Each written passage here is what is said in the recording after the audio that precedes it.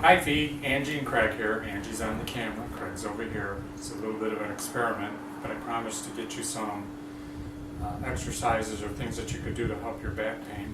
And it's going to include I think this is a 5-inch ball where you could find at Sport Mart, and a tennis ball in a sock. So, since you have back pain, we're going to talk about that. We're going to use a tennis ball. Especially at the end of the day, it's a good thing to do, particularly before you go to bed, especially since you have been standing over tables or students all day. So whenever you go to work the lower back, you do it from the opposite side. What I mean by that is you take the ball, you put it into your back here, especially if it's over an area where you're feeling pain, you get this arm out of the way, give yourself a little bit of a hug, and you start to engage the tender area. Now when I say engage, I want you to think in terms of just 3 simple rules. 1, you work with a pain scale of 1 to 10. 2, you keep your, you do what we call diaphragmatic breathing. In other words, in through your nose, out through your mouth. Very important. Helps reduce the pain and the stress response that you've probably built up all day. And in 3, if you come to a point that's exquisitely sensitive, let's say the pain goes up over 5 or 6 or 7, you engage the point by putting just enough pressure on until that number starts to go down.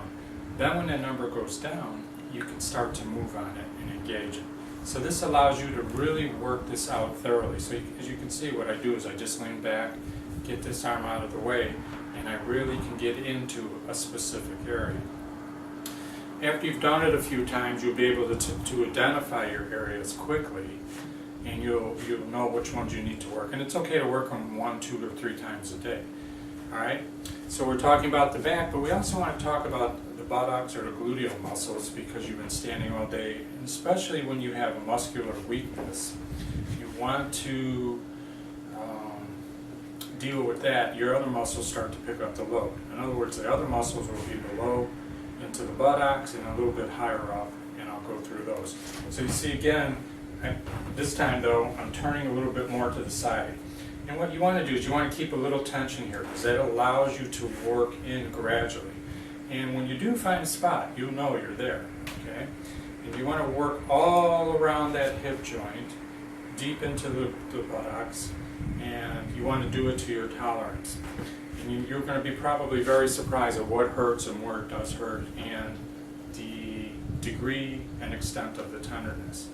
Now, if for some reason the pain is too high, then you start with this ball. This one gives you a little more leverage in terms of it's a bigger ball. It allows you to work a larger area without being specific yet, like you are with the tennis ball. And what's nice about it is you can use it to warm up. So all you do is this. You see how you start moving around, and you just do a general area. And again, same rules if you find a tender spot. What you're going to do is take a deep breath, keep your pain at 5 or 6, maybe wait up to 30 seconds, and then begin to really start to get into it. And notice what you can do now. With the bigger ball, you can go from side to side to side. And you can really get it all warmed up so you can switch over to the tennis ball and do much more specific work at that point. It's pretty easy, it feels a little awkward in the beginning, but generally speaking, it'll work out just fine.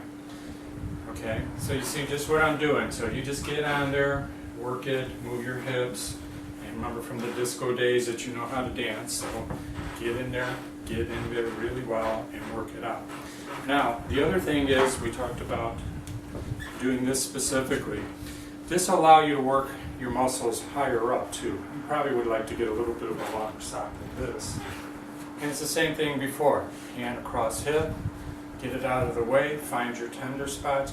It's really important to work everything out because other muscles have picked up the loads. And a lot of your pain right now is learned behavior, learned pain. And by doing this, you can really break up the pain patterns, find these areas, they're called hyper-irritable points, are called trigger points, and you can start taking them out. And the reason why you move your arm across here, specifically here, besides getting it out of the way, is that you can move your shoulder blade over and there are muscles hiding underneath there. And there are a lot of trigger points in this part of your body. You can come down, work your way down here.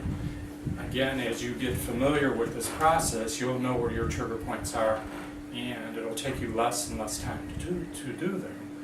But it's going to be important that you do them consistently. So if you're having a bad evening or a bad day, or you are in pain at the end of the day, this is what you can do to get yourself out. And the more you're consistent with it, the less the pain is going to be, and the better it is for you. Okay? And then finally, just pay attention to where you do hurt. Go after it as often as you need to go after it, but at the same time, pay attention. Don't overdo it, don't kill yourself, work smart, don't work hard.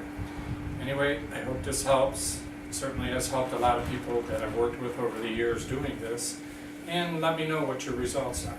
Okay? Thanks.